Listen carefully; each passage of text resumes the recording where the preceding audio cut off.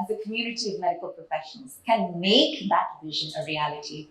Next, I'm proud to please invite on stage a clinical expert. Ladies and gentlemen, I ask that you please put your hands together for Professor Ravi Mahajan, Director of Critical Care Integration and Transformation, Apollo Hospital Group. I go there, I'll share with you some declaration of interest. Before joining Apollo Hospitals about 3 years ago, I worked in the UK. I was Professor of Anesthesia and Critical Care in University of Nottingham.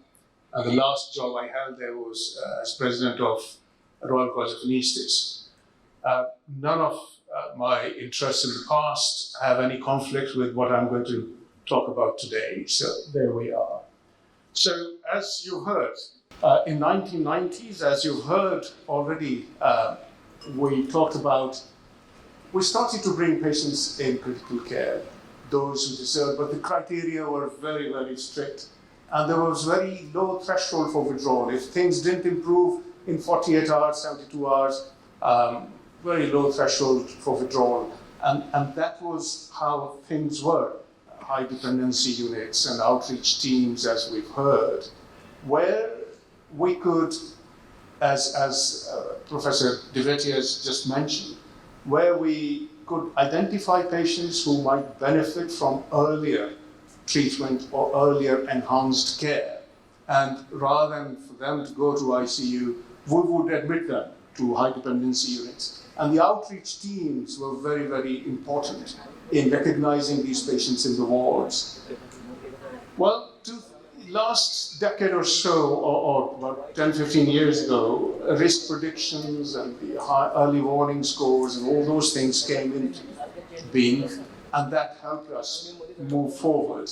And the enhanced care concept spread to the wards as well, so that the outreach team could actually provide some of the care to the patients in the ward.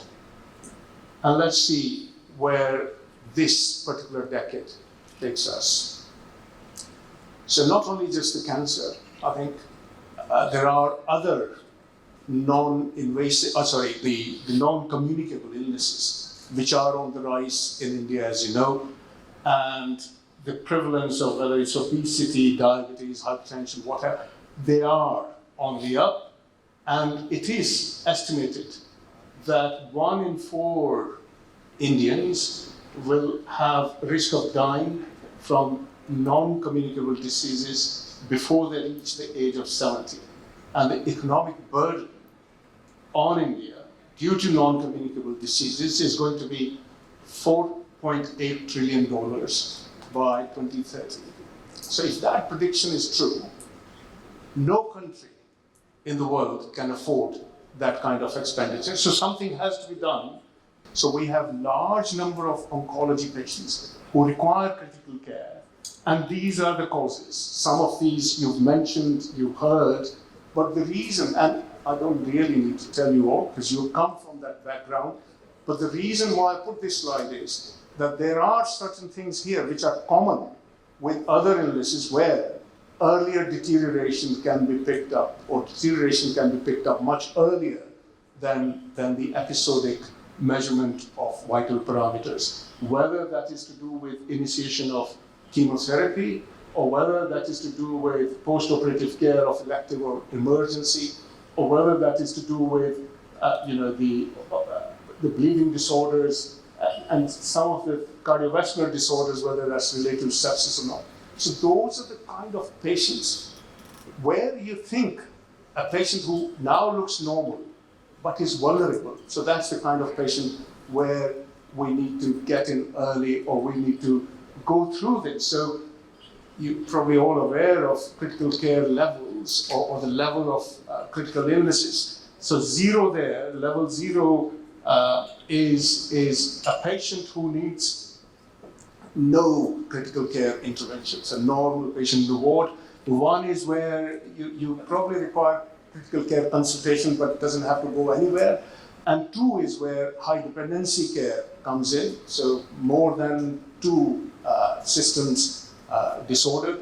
And 3, level 3 is typical ICU patient who's being ventilated.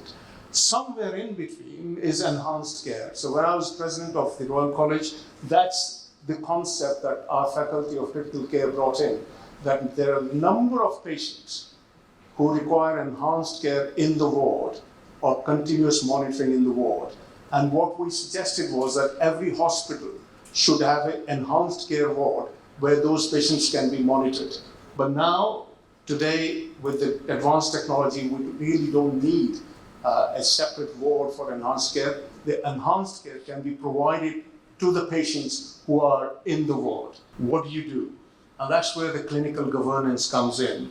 And what we have done to make sure that every piece of deterioration is acted upon is that, of course, you've got patient room where the devices are being put on the patient, but then the nursing station would have all the data 24/7 displayed from those patients on the nursing station, but the same data also goes to the command center. The layers, so 3 layers of monitoring we have. One is, of course, the nursing station and the command center, but the 3rd layer comes where you see the pre-met or the MET team. So we have a mobile app which every member of rapid response team carries. Wherever they are in the hospital, if there is an alert, they will get that alert. So if there is an alert, 3 people are getting that alert. So what next? The home situation, the home care situation, we've done the pilot and we will be implementing that as well. I think what you will see is that this is going to go beyond the early warning scores as we know now. We will be able to predict deterioration much earlier than even our scores can tell us now.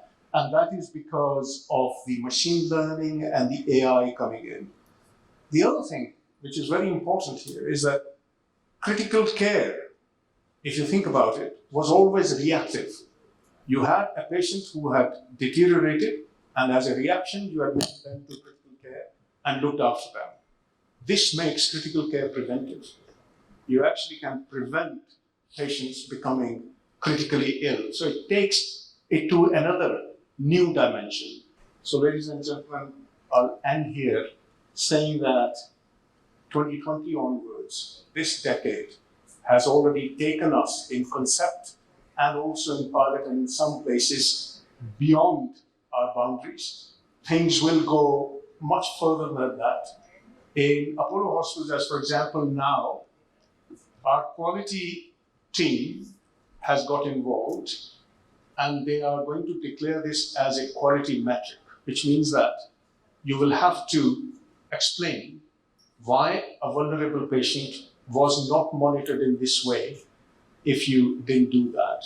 So this does become, and that is on the basis that our code blue calls have come down and our patients are, and the readmission rate has come down. So if something's better for patient, why not?